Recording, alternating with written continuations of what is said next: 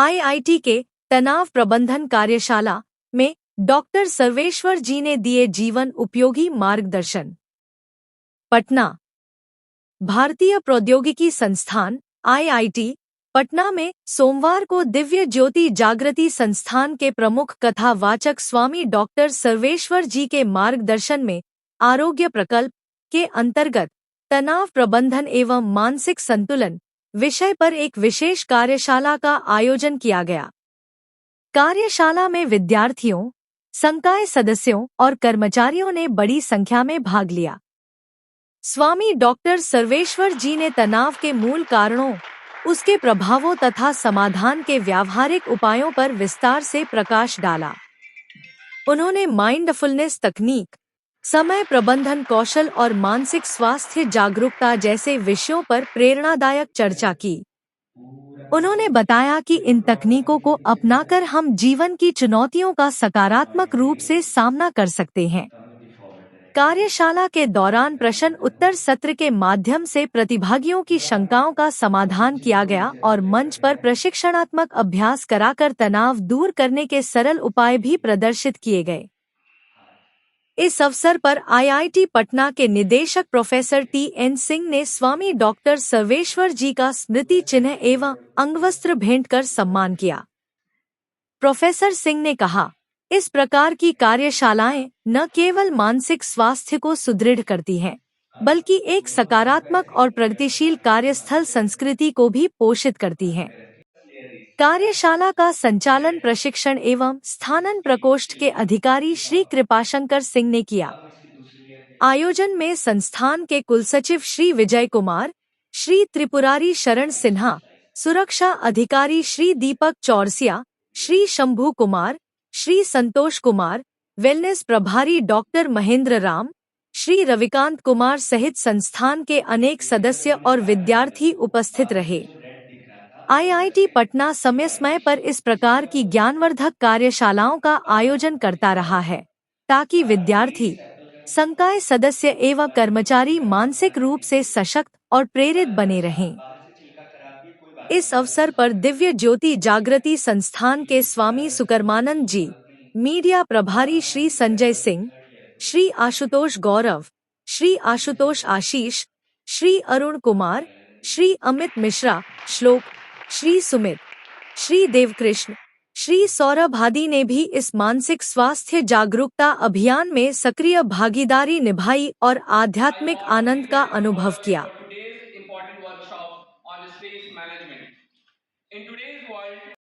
To understand it better and learn how to navigate through it with the awareness, clarity and calmness. This meaningful session is being organized in collaboration with the students, faculty members and staff of IIT Patna. At the very outset, I take this opportunity to extend a heartfelt welcome to our visionary director, Professor T.N. Singh sir. Please give a big round of applause. Respected faculty members, staff and beloved students, and most importantly, our honored guest, a renowned motivational speaker, Dr. Sarveshwar ji, along with his dedicated team. रही है और सनातन को इसीलिए शाश्वत मानते हैं कि ये पूरे विश्व को अपना बंधु और कुटुंब समझते हैं, और यदि आप सारे लोगों को अपना समझेंगे तो फिर लड़ाई नहीं होगी।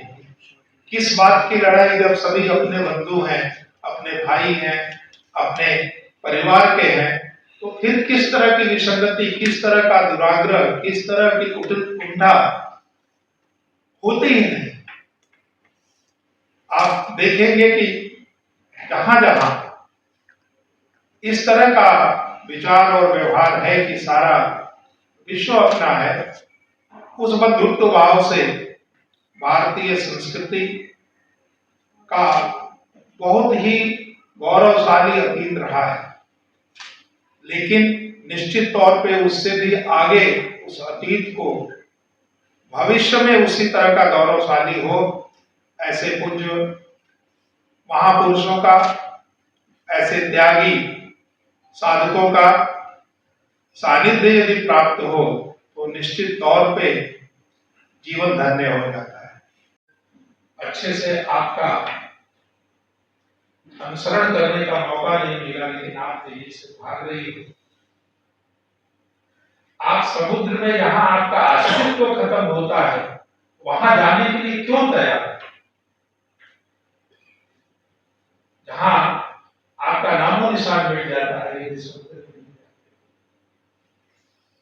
तो नदी का वर्णन है उस लेख में कि नदी ने कहा कि मुझे जल्दी है, इसलिए जल्दी है कि समय कम है और सेवा का क्षेत्र बहुत बड़ा है, और जब तक मैं समुद्र में नहीं जाऊंगी, पुनः वापस आकर के कैसे लोगों की सेवा कर पाऊंगी, कैसे कृषि होगा, कैसे कृषक होगा,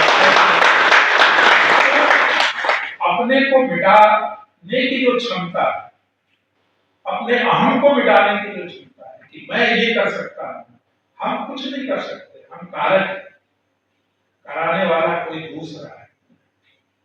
नहीं तो ऐसा क्यों हो रहा है आज समाज में कि लोग बोलते हैं कि भगवान का कोई दूसरा रूप है तो पिता है, लेकिन आए दिन अखबार में मिलता है कि पिता को पुत्र नहीं मार रहा, पुत्र ने पिता को मार डाला। ऐसा क्यों हुआ?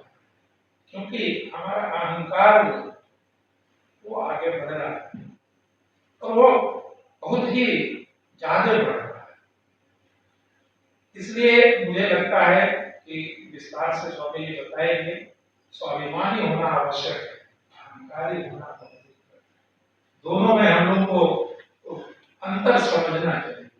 कई बार एक ही अर्थ में हम दोनों को लेते हैं कि मेरा स्वाभिमान है जो जग जाता है। आपको ये पता होना चाहिए कि अहंकार जग रहा है कि स्वाभिमान। स्वाभिमान तब जगता है जब सड़क पे कोई आदमी बिना खाना खाए बैठा हो और बिना वस्त्र के बैठा हो और आपके पास सामर्थ्य है, आप उसको कुछ दे सकें, ये स्वाभिमान है। अहंकार ये है कि उसको दो कटु वचन बोल करके चले जाए कि तुम ऐसा क्यों नहीं करते, वैसा क्यों नहीं करते। लेकिन कभी उस व्यक्ति को आप वहां अपने को रख करके सोचिएगा तो स्वाभिमान की बात है। आप अपने को विशिष्ट मान के चलते हैं, उस व्यक्ति से तो यह अहंकार है। तो ये बहुत सारा विषय है, लेकिन मैं एक बार पूरा आपको इस प्रांगण में अभिनंदन स्वागत करता हूँ और निश्चित तौर पे आपका जो संदेश है वो सबके लिए लाभप्रद होगा, सबके लिए आगे रहेगा, आवश्यक रहेगा।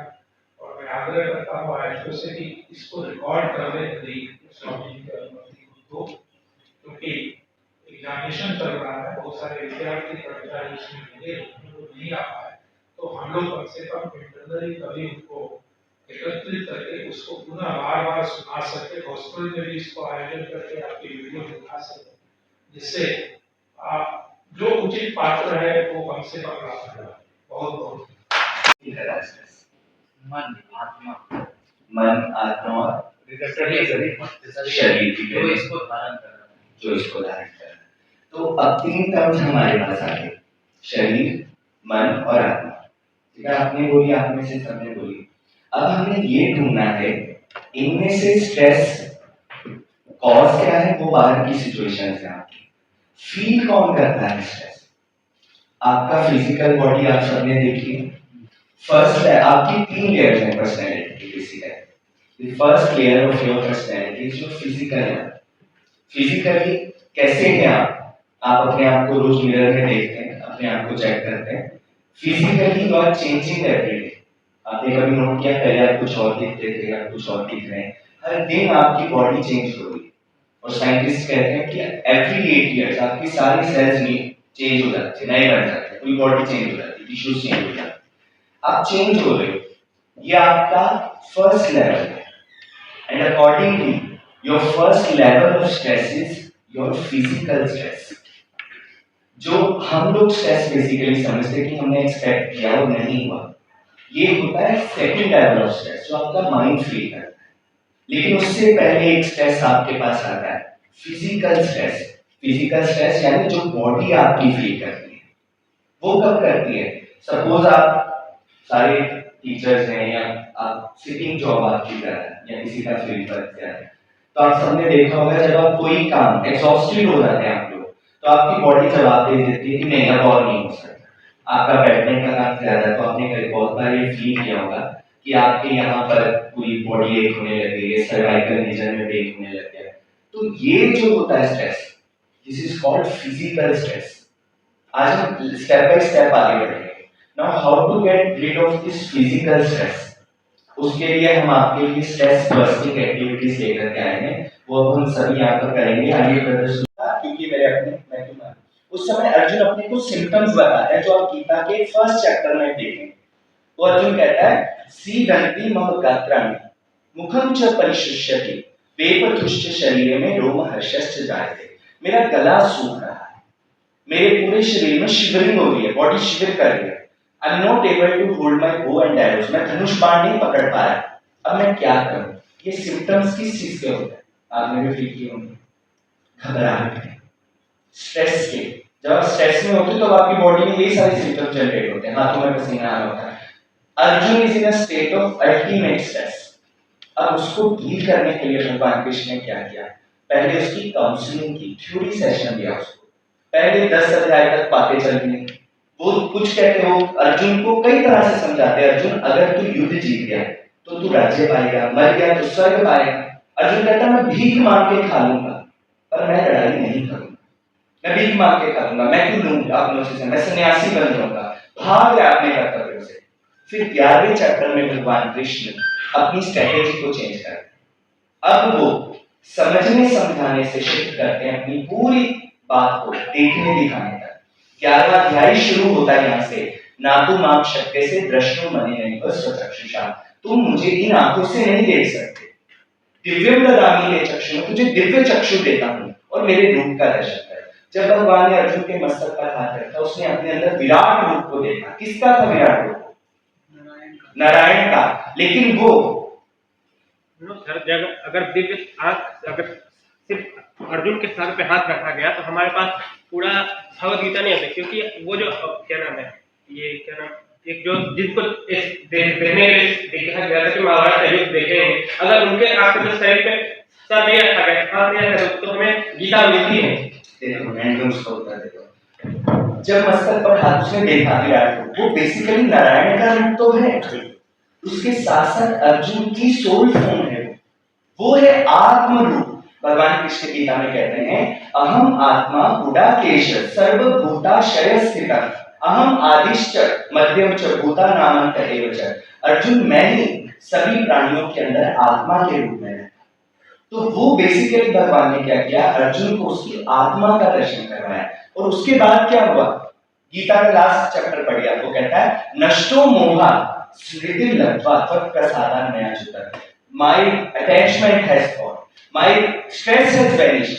अब बताइए मुझे क्या करना है।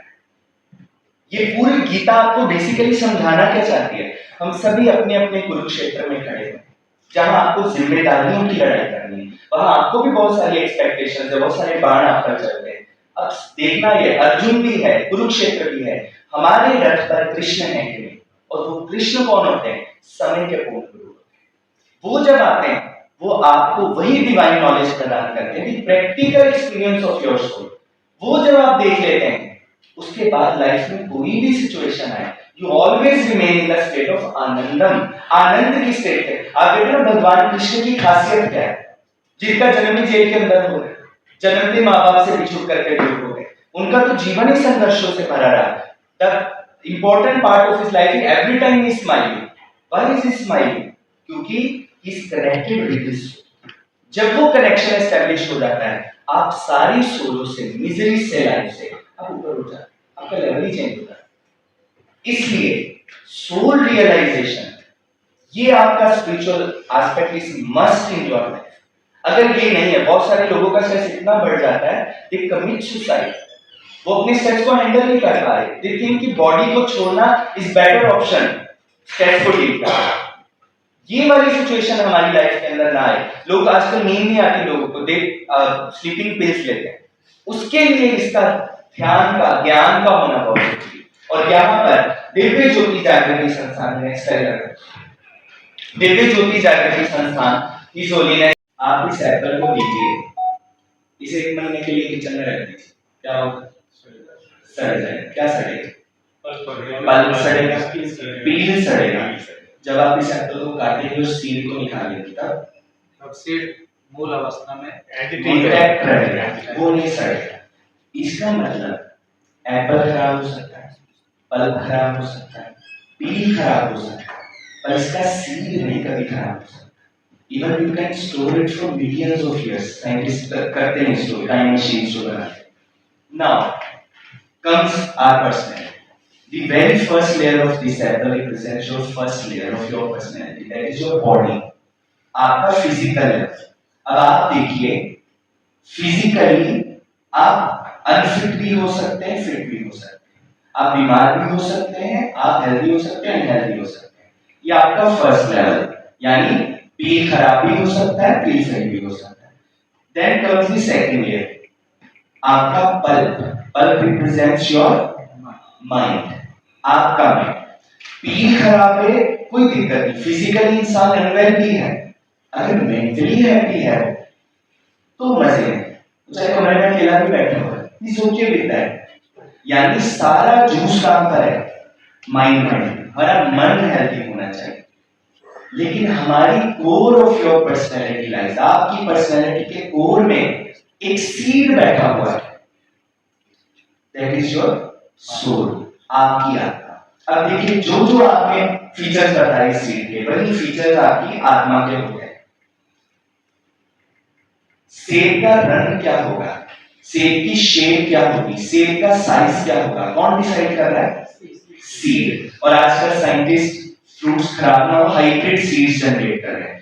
वो सारे चेंजेस सीड्स के डीएनए और जीन्स में चेंजेस कर रहे हैं, राइट? यानी आपका मन कैसा होगा, हैप्पी होगा कि अनहैप्पी होगा, कौन डिसाइड कर रहा है? आपकी क्वालिटी, आपकी एक्सिस्टेंस के कोर में जो बैठा हुआ है, आपकी आत्मा. ठीक है? भगवान ने बाहर से देखा है, और बाहर से देखने पर विश्वास नहीं आता. वो कहता है छलिया है तो छल रहा है मुझे. वो मानता ही नहीं. भगवान ने तो सारा युद्ध दिखा दिया था दुर्योधन को, क्योंकि वो टेक्निक नहीं है. जब अर्जुन को दिखाया, वो जो एस्टेब्लिश टेक्निक है उससे दिखाया, और अर्जुन ने नारायण का रूप नहीं देखा, आत्मा का दर्शन. ये सर, लेकिन सर भीष्म पितामह को पूरा देखे, क्योंकि उसके बाद वो चेंज हो जाता है युद्ध में. किसमें चेंज हुआ? वचन बदल थे ना वो तो. कहाँ चेंज हुए? वो तो लड़े मरे. वो उनका कर्तव्य था, जैसे अर्जुन मिला, उन्होंने पूरा बताया कि मैं कृष्ण के बारे में. अर्जुन भीष्म पितामह को जब समझाने गए कृष्ण, तो भगवान क्या कहते हैं? मैं ही धर्म, जो मैं कहता हूँ मैं. जो भीष्म पितामह है ना, वो अपनी धारणाओं से बने, अपनी बिलीफ से. कर्ण भी तो ये कह रहे हैं, कर्ण को नहीं समझाने गए. कर्ण को तो कर्ण कहता मेरा मित्र है, मैं नहीं कर्ण को छोड़ूंगा. नारायण रूप से नहीं समझाने, वो तो कृष्ण के रूप में. चलो भीष्म पितामह को नारायण रूप में समझाने गए. यही तो समझाने चाहते हैं कि जो अपने बिलीफ से. अब देखिए अर्जुन क्यों समझ पाया. अर्जुन क्या कहता है? मैं आपको समर्पण कहता हूँ. कभी गीता को ध्यान से पढ़ो. दूसरे अध्याय में अर्जुन कहता है शिष्यस्ते अहम शाधि माम त्वाम प्रपन्नः. मैं शिष्य रूप में आपको समर्पण कर रहा हूं. अब आप जो कहेंगे वो करो. करिष्ये वचनम तव. प्रश्न करूंगा ही नहीं. आज हमारे इस आईआईटी के प्रांगण में स्वामी जी और गुरु जी डॉक्टर योगेश्वर जी का आगमन हमारे लिए बहुत ही शुभमय है. और हम लोगों ने सभी हमारे कर्मचारीगण, प्रोफेसर भी थे, और हमारे विद्यार्थियों ने बहुत बढ़िया ज्ञान प्राप्त किया. और इससे हम लोग अपने जीवन में स्ट्रेस को कैसे हैंडल करें, ये हमारे लिए एक आई ओपनर जैसा था. इनको बहुत बहुत धन्यवाद. देखिए, आज के समय में जो स्ट्रेस है वो बहुत गंभीर समस्या बनता जा रहा है, और हम जानते हैं चाहे बच्चा हो, बूढ़ा हो, जवान हो, हर कोई इस समस्या से जूझ रहा है. और चाहे वो बेसिकली अगर एजुकेशनल इंस्टीट्यूट्स की बात करें तो बहुत सारी ऐसी न्यूज़ हमें सुनने को मिलती है कि बच्चों ने सुसाइड कर लिया हॉस्टल्स के अंदर. तो ज्वलंत समस्या आज के समय की. और दिव्य ज्योति जागृति संस्थान ने ये जो कार्यक्रम किया अपना आरोग्य प्रकल्प के अंतर्गत, जो हमारा होलिस्टिक हेल्थ प्रोग्राम है, उसके अंदर हम ये वर्कशॉप्स करते हैं अलग अलग स्थानों पर जा करके, जिसमें मेंटल हेल्थ पर हम काम करते हैं. और दिव्य ज्योति जागृति संस्थान का उद्देश्य ये है कि व्यक्ति को मानसिक तनाव से अगर निकालना है तो उसे शारीरिक, मानसिक और आत्मिक तीनों रूप से सशक्त करना होगा. और उसके लिए दिव्य ज्योति जागृति संस्थान के संस्थापक हमारे गुरुदेव हैं सर्वश्री आशुतोष महाराज जी. वो आत्मिक अनुभूति का वो ज्ञान प्रदान करते हैं जिसके द्वारा घट में जब आत्मा का साक्षात्कार होता है तो मन हर तरह के स्ट्रेस से मुक्त होता है। एक अंधेरा कमरा हो, उसके अंदर सांप, बिच्छू, छिपकलियाँ, बहुत सारे जीव-जंतु आ जाते हैं, वो सालों से बंद पड़ा हो। लेकिन महाराज जी कहते हैं आप जाकर वहाँ लाइट ऑन कर दीजिए, सारे सांप, बिच्छू अपने आप भाग जाएँगे। तो ये स्ट्रेस, तनाव के बिच्छू जो हमारे अंदर पनप रहे हैं, इसका मतलब अंदर अंधेरा है। और ज्ञान जब ब्रह्म ज्ञान दिया जाता है, आत्मा की ज्योति जलती है, तो तनाव, बिच्छू, ये स्ट्रेस सारे भाग जाते हैं। और फिर व्यक्ति एक सुखद और आनंदपूर्वक जीवन मैं कहूँगा वो व्यतीत करता है। रहा हूँ कि ये आयोजन हम लोग भविष्य में और भव्य तरीके से करेंगे, क्योंकि आज जैसा कि नीट के एग्ज़ाम के कारण हमारे एग्जामिनेशंस प्रीपोन्ड होने के कारण विद्यार्थियों के एग्ज़ाम्स दोनों पालियों में हैं, सुबह 9 से 12 है और फिर 3 से 6 है। तो ये समस्या के कारण जो है बहुत विद्यार्थी जो है वीडियो से लाभान्वित तो हो पाएँगे, लेकिन समक्ष रूप से यहाँ उपस्थित होते तो और बेहतर उनको स्वामी जी का जो है स्ट्रेस मैनेजमेंट पे जो विचार है वो सुनने को मिलता। तो भविष्य में बहुत जल्दी ही हम लोग इसका आयोजन दोबारा करेंगे। स्वामी जी से आग्रह होगा, दोबारा भव्य तरीके से जो है हम लोग एक बार फिर इसका आयोजन। धन्यवाद। ऐसा है कि हम लोग सिर्फ अपनी-अपनी ज़िंदगी में अपने-अपने काम और professional life, personal life, family life, इन सब चीज़ों में भाग-दौड़ कर रहे हैं। बेसिक चीज़ें तो पूरी कर पा रहे हैं, बट अपने बॉडी को, अपने मन को, अपने शरीर को इसके अलावे और क्या ज़रूरत है और वो कैसे और हेल्दी हो सकता है, रह सकता है, इस पे हम लोग ध्यान ही नहीं जाता और ध्यान देते भी नहीं हैं। तो एक ये जो इवेंट हुआ, एक बहुत ही इंसाइटफुल इवेंट हुआ, जिससे एटलीस्ट हम लोग को ये पता चला कि हमारे अंदर भी कुछ है, जिसको भी हमें टेक केयर करने की आवश्यकता है, और अगर उसको हम टेक केयर करें, तो और हम बाहर वाली दुनिया जो जी रहे हैं, जिसको हम समझ रहे हैं, उसको और अच्छे से टेक केयर कर सकते हैं। सबसे बड़ा लेसन यही है। इसमें जैसा कि स्वामी जी ने भी बताया कि ये 1 आवर का सेशन काफ़ी नहीं है। You have to follow the process and protocols, so it is also a continuous process. अगर हम उसको फॉलो करेंगे तो ये ज़रूर हेल्पफुल करेगा। तो यहाँ आईआईटी में भी जो है तनाव होता है, बहुत ज़्यादा, हर जगह होता है, और यहाँ पे अभी का सिनेरियो में बहुत ज़्यादा है। इस टाइप का प्रोग्राम पहले भी नहीं हो चुका है कि होता था, लेकिन इस लेवल का नहीं होता था, दूसरे लेवल का होता था। मेडिटेशन, योगा ये सब होता था, but meditation, yoga is some kind of physical type kind of activity. It is bit different. मेरा नाम शैलन कुमार वर्मा हुआ और मैं यहीं पे टेक्निकल सुपरिटेंडेंट हूँ।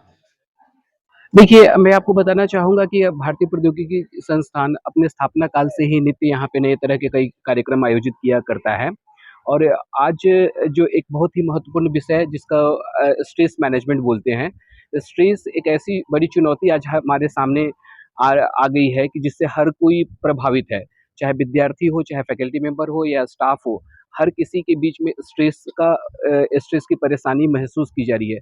इसी स्ट्रेस को कैसे हम दूर किया जाए और इसके अलग-अलग जो इंटरनल स्ट्रेस हैं या स्ट्रेस के जो अलग-अलग पहलू हैं, उस पहलुओं को कैसे एड्रेस किया जाए, इसी उद्देश्य से आज हमारे संस्थान में एक कार्यशाला का आयोजित किया गया था, जिसमें पूज्य स्वामी श्री डॉक्टर सर्वेश्वर जी ने हमारे विद्यार्थियों को, हमारे प्राध्यापकों को और हमारे स्टाफ को बहुत ही अच्छे तरीके से उन्होंने इस कार्यशाला को संपन्न कराने में महत्वपूर्ण भूमिका अदा की और बच्चों और प्रतिभागियों के जितने भी प्रश्न थे, उसका उन्होंने सही तरीके से उत्तर भी दिया और उन्होंने कई क्रियाकलाप भी करके दिखाए कि किस तरीके से आप स्ट्रेस को दूर कर सकते हैं। और चूँकि हमारी दिनचर्या आज काफ़ी फ़ास्ट हो गई है, हर एक मोमेंट पे हमें दूसरे काम को करना होता है, तो किस तरीके से हमारे पर्सनल एंड प्रोफ़ेशनल जो हमारी जर्नी है, हमारा लाइफ़ है, उसके बीच में बैलेंस बना कर के हम अपने उद्देश्य की पूर्ति किस प्रकार से प्राप्त करें, इस उद्देश्य से इस कार्यशाला का आयोजित किया गया था। और हमारे आदरणीय director professor TN Singh sir का के कुशल निर्देशन में और हमारे सभी जो वरीय पदाधिकारी हैं, फैकल्टी मेंबर्स हैं, उनके सपोर्ट से इस कार्यशाला को हम लोगों ने सक्सेसफुल संपन्न कराया। अभी मैंने जो बताया कि आईआईटी पटना देखिए अभी कल ही एक एशिया जो टाइम्स रैंकिंग आया है, उसमें आईआईटी पटना का नाम इस बार 191वां स्थान प्राप्त किया है। तो भारतीय प्रौद्योगिकी संस्थान के जो है यहाँ के फैकल्टी है, रिसर्चर्स हैं, स्कॉलर्स हैं, हम लोग हमेशा इस तरह के कार्यक्रम करते हैं जिससे कि बच्चों का हॉलिस्टिक डेवलपमेंट हो पाए। हमारे बच्चे जो यहाँ से पास होने वाले स्टूडेंट्स हैं, वो ना केवल इंजीनियर्स निकलते हैं, ना केवल रिसर्चर्स निकलते हैं, वो अपने अपने फील्ड के लीडर्स निकलते हैं जो देश और समाज को एक नई दिशा प्रदान करे। इसी उद्देश्य से आईआईटी पटना में इस तरह की कार्यशाला और वर्कशॉप हमेशा आयोजित किए जाते रहते हैं। देखिए, प्लेसमेंट पे अभी बता पाना थोड़ा-सा मुश्किल है, लेकिन पिछले 3 लगातार एकेडमिक सेशन में आईआईटी पटना के लगभग बच्चों ने को 400 से ज़्यादा जॉब ऑफ़र मिले हैं, जो अपने आप में एक बहुत बड़ा अचीवमेंट और रिकॉर्ड है। अभी वर्तमान सत्र चल रहा है और इसकी विस्तृत रिपोर्ट आप लोगों को हम लोग जून 2025 तक प्रस्तुत करेंगे। धन्यवाद, धन्यवाद।